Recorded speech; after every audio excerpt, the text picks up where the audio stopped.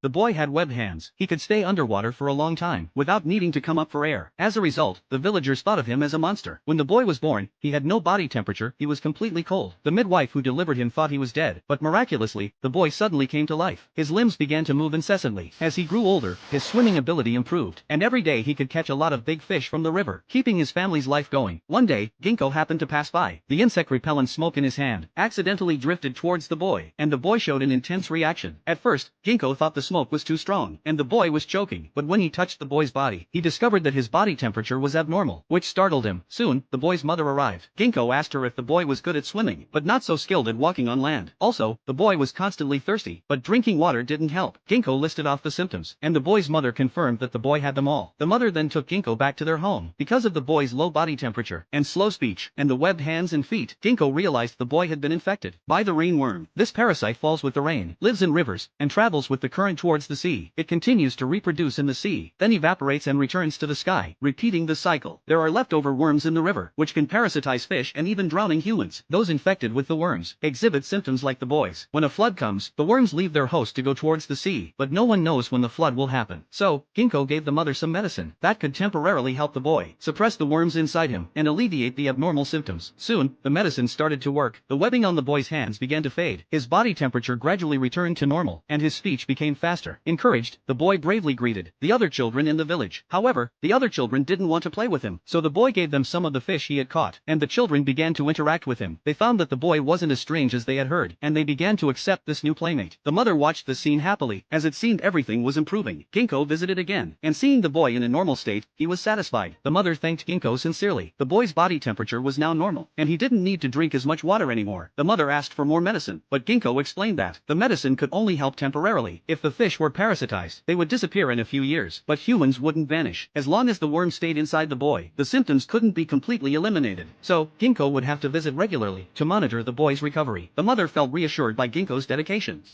次いつ来る？秋口じゃない。もう溺れんの。俺、溺れたことないよ。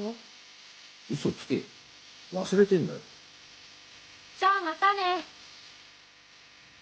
Then, a heavy rainstorm began. The river water rose rapidly, and the boy, almost as if guided by something, kept running towards the river. No matter how much his mother called after him, he wouldn't stop. The mother chased after him, but when she reached the riverbank, she couldn't see him anymore. Fortunately, Ginkgo had anticipated the rain, and had come to the riverbank. He was just in time to stop the boy from rushing downstream. The flood might be able to save the boy. Ginkgo took them both up a large tree, and then he tied the boy to the tree with a rope, waiting for the worms in the boy's body to leave on their own. But as the water level continued to rise, the boy began to struggle violently. This was the worms leaving the host.